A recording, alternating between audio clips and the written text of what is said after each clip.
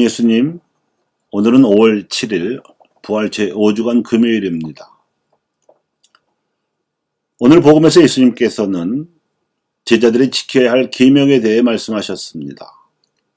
내가 너희를 사랑한 것처럼 너희도 서로 사랑하여라. 이 사랑의 계명은 다른 복음사가들이 하느님을 사랑하고 이웃을 사랑하라고 전해주었던 데에서 한 걸음 더 나아간 것입니다. 이 하느님 사랑과 이웃 사랑의 계명도 10가지로 전해진 십계명을 2가지로 압축한 것이었는데 요한복음사가는 이마저도 더 줄여서 한 가지 계명으로 간추려서 가르치셨음을 전해 주었습니다. 그런데 이 사랑의 계명에는 분명한 기준이 정해져 있습니다. 바로 내가 너희를 사랑한 것처럼 서로 사랑하라고 하신 겁니다.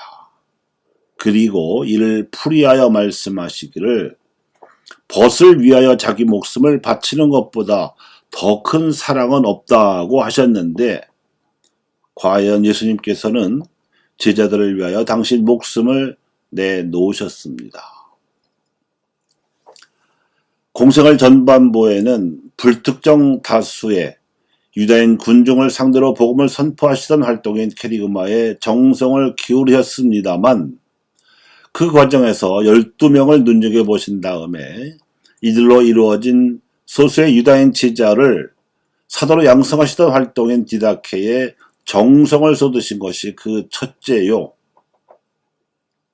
제자 중 하나인 이스가리엇 유다의 밀고로 말미암아 철회된 때이른 죽임을 저항하거나 피하지 않고 받아들이신 것이 그 둘째이며 유다만큼은 아니어도 수제자 베드로를 비롯하여 나머지 제자들 모두가 체포되어 가시는 예수님을 보호해드리지 않고 도망쳐 버렸는데도 십자가 위에서 숨을 거두시기까지 단 한 번도 제자들을 원망하지 않으셨고 도리어 제자들을 포함하여 당신의 죽임에 가담한 모든 유다인과 이방인들을 조건 없이 용서해 주시고 돌아가신 것이 그 셋째입니다. 특히 이 셋째의 용서 행위가 제자들을 크게 회개시켰습니다. 그리하여 제자들도 더 이상의 비겁함과 소심함을 떨쳐버리고 담대한 믿음을 지닌 사도로 변신하여 용감하게 자기 목숨을 예수님을 위하여 바쳐드렸습니다. 요한 사도만이 성모님을 모시고 살면서 박해를 받아가며 선교하다가 100살 무렵에 죽었고 나머지 10사도는 모두 순교하였습니다. 결국 예수님과 11제자는 서로를 위하여 목숨을 내놓은 것입니다. 오늘 독서에서는 이방인 신자들에게 할례를 면제하는 결정을 한 사도들이 그 이방인들에게 복음을 전했던 바르나바와 바오로에 대해서도 이런 같은 표현으로 신원을 보증하였습니다. 이 두 사도 역시 우리 예수 그리스도의 이름을 위하여 목숨을 내놓은 사람들입니다. 그러니까 그리스도 신앙의 본질을 담은 유일한 계명이 서로 사랑하는 것이라면 그 척도는 목숨을 내놓는 사랑, 즉 목숨을 내놓기까지 희생하는 사랑입니다. 사랑에 관한 예수님의 이 가르침은 아시아의 전통적 가치로 알려진 불가의 자비나 유가의 인과 비교할 때 그 선명한 생애와 실제 죽음의 역사성에 있어서 뚜렷하게 대비되는 진리입니다.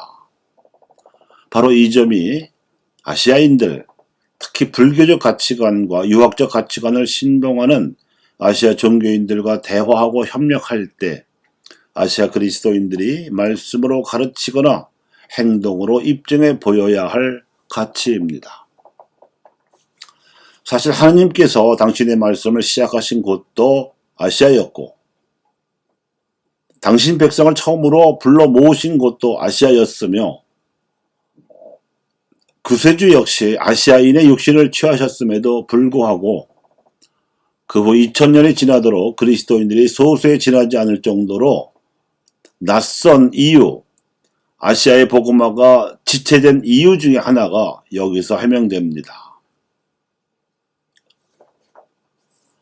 인간에 대한 인간의 행동 동기를 구분하자면 목숨을 바치는 희생으로 사랑하거나 서로가 동등한 가치로 거래하거나 또는 한쪽이 다른 쪽을 지배하는 것으로 나눌 수 있는데, 고대와 중세 또 근세 이래 동방에 선교하려던 서방 그리스도 교회의 행동 동기는 유럽식의 교회 모델과 서구적 가치를 서구 열강의 지국주의적 식민 정책에 기대어서 일방적으로 강요하려던 것이었습니다. 아시아에 선교하고자 하면서도 그들은 자비나 인과 같은 아시아적 전통 가치를 존중하지 않았음은 물론 예수님께서 가르치신 계명대로 아시아인들을 위하여 목숨을 내놓는 사랑을 증거하지 않았습니다. 오늘 독서에서 예루살렘에 모인 유다인 사도들이 이방의 신자들에게 그리스도적 가치의 건전한 윤리를 보존하도록 관용을 베풀면서 그리스도 신앙을 지키도록 선교한 행동 동기와는 뚜렷하게 구분되는 것이지요. 그리하여 가톨릭 교회의 아시아 선교는 실패했고 아시아의 천주교 신자들은 박해를 당해야 했는데, 이 박해는 그리스도교보다 더 오랜 역사적 연륜을 지닌 고등 종교를 신봉하던 아시아인들의 도덕관념으로는 도저히 용납하기 어려운 일이었음을 감안해야 합니다. 사실 유럽 가톨릭 교회는 아시아 대륙에서만이 아니라 남북 아메리카 대륙이나 아프리카 대륙에 복음을 전할 때에도 정복자로서 처신했었지만, 유럽보다 더 높은 정신 문화를 향유하고 있었던 아시아 대륙이었기에 그런 불행한 결과가 빚어져야 했던 사정도 있습니다. 그리고 지배나 거래 같은 행동 동기로는 사람들을 설득할 수 없는 법이고, 더군다나 오늘 복음에서 예수님께서 가르치신 사랑의 계명에는 훨씬 못 미쳤던 것이 유럽 가톨릭 교회의 아시아 선교 역사입니다. 이제 아시아의 가톨릭 신자들에 의해서 이루어질 아시아 복음화는 이전과 달라야 합니다. 왜냐하면 우리는 자비나 인 같은 아시아적 전통 가치뿐만 아니라 목숨 바쳐 사랑하라는 예수님의 계명까지도 잘 알고 있기 때문입니다. 선교는 종교 전쟁이 아닙니다. 예수님께서는 유다교를 그리스도교로 바꾸시려고 시도하신 적도 없습니다. 유다인들이 믿고 있던 하느님을 제대로 가르쳐 주시고자 애를 쓰셨고 목숨 바쳐 사랑하셨을 뿐입니다. 목숨 바쳐 사랑하고 나머지는 하느님께 내어 맡겨드리면 됩니다. 그래서 사랑이 계명입니다. 인류와 아시아인들의 구원, 아시아의 복음화, 그리고 가톨릭 교회의 미래가 이 사랑의 가치를 증거할 수 있느냐의 여부에 달려 있습니다. 역사적으로 실패했다고 교황님께서도 자인하신 아시아 선교에 있어서 그나마 박해를 이겨내고 복음화에 있어 제일 성공한 한국 가톨릭 교회의 이 막중한 선교 사명이 맡겨져 있습니다. 교황청이 거는 기대가 그렇습니다. 그런 문제의식에서 대희년을 앞두고 열렸던 아시아 주교 대의원 회의에서 아시아 주교들의 건의를 받아서 요한 바오로 2세 교황님께서는 교황 권고 아시아 교회를 반포하시면서 이렇게 당부를 하셨습니다.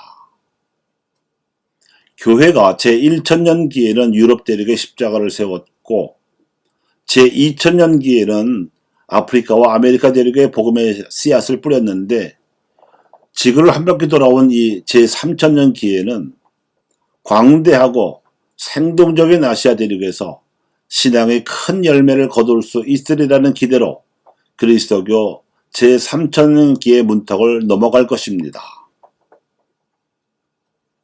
감사합니다.